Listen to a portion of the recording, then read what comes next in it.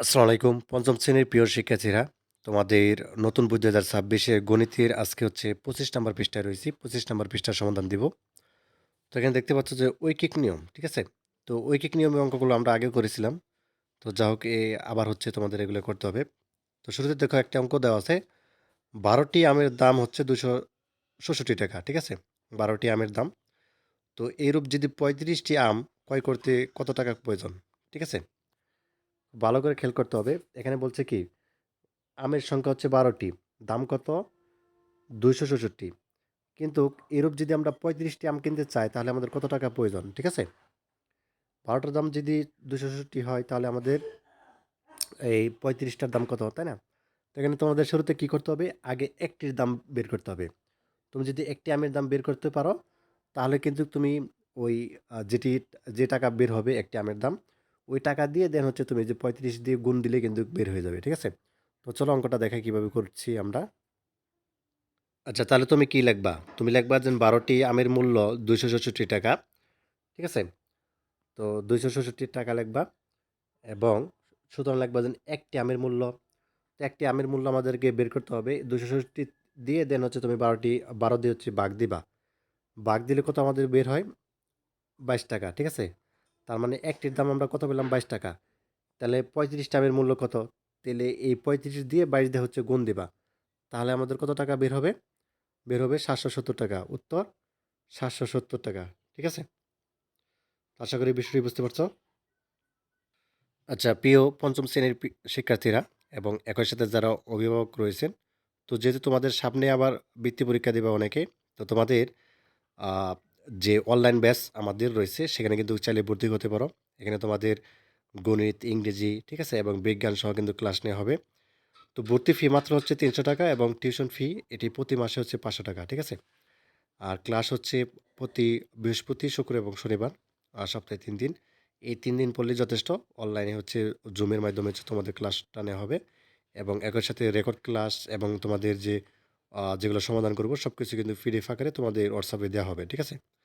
তো যারা অভিযোগ করেছেন তাদেরকে বলব যে নাম্বারটি রয়েছে হোয়াটসঅ্যাপ নাম্বার আমার, ঠিক আছে? এই নাম্বারটির মধ্যে যোগাযোগ করলেই হচ্ছে ভর্তি হতে পারবেন। তো এখনও যারা ভর্তি হওনি প্লিজ হচ্ছে তোমরা হচ্ছে ভর্তি হয়ে যাও এবং আমাদের আ তোমাদের যে অনলাইন ব্যাচ রয়েছে পঞ্চম শ্রেণী, ঠিক আছে? আর একই সাথে যারা অন্যান্য ক্লাসে রয়েছেন চতুর্থ শ্রেণী বা ষষ্ঠ শ্রেণী তাদেরও কিন্তু আ অনলাইন যে ব্যাচ এটা কিন্তু ভর্তির চলমান। তো যারা ভর্তি হতে চাও এই নাম্বারটির মধ্যে যোগাযোগ করে হোয়াটসঅ্যাপেরও রয়েছে। এখানে যোগাযোগ করে ভর্তি হতে পারো। আচ্ছা তাহলে আমাদের এখানে নিচে আরেকটি অঙ্ক দেওয়া আছে। এখানে সেম অঙ্ক কিন্তু যার সাথে হচ্ছে এখানে ৫০ টি আমের মূল্য বের করতে বলা হয়েছে। তো আমরা যদি এখানে দেখো আগেরটার মতো করি। তো এখানে ১২ টি আমের মূল্য হচ্ছে ৳২৬৬ তাই না? তাহলে আমরা হচ্ছে ২৬৬ দিয়ে এখানে হচ্ছে ২৬৬ লিখব। ২৬৬ লিখে দেন হচ্ছে এই ১২ লিখব হচ্ছে এই ঘরে। এই যে এই ঘরে। ঠিক আছে? ভাগ হচ্ছে ১২।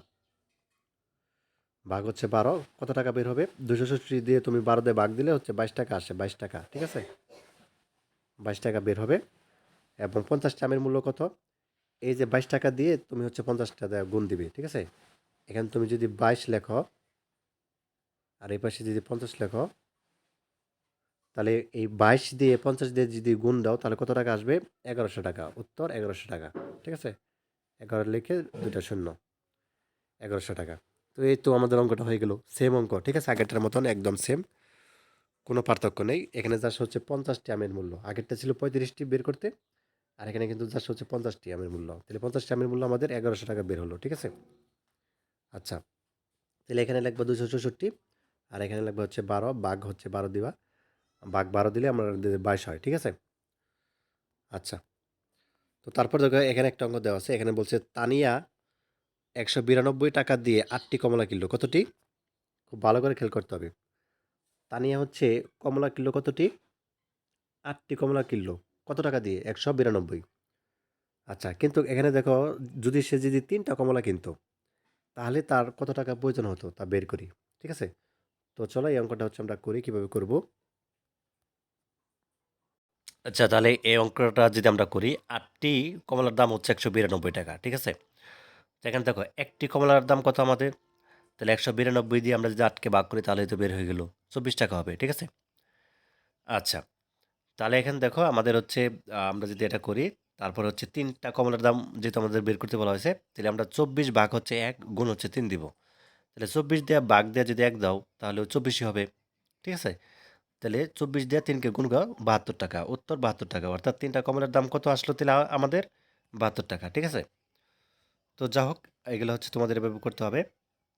তো এটা ছিল তোমাদের যে বইয়ের যে শেষে ১ নাম্বার পৃষ্ঠা, দুঃখিত ১ নাম্বার যে অঙ্কটা সেটা। তো আশা করি বিষয়টি বুঝতে পারছো। ধন্যবাদ সবাইকে।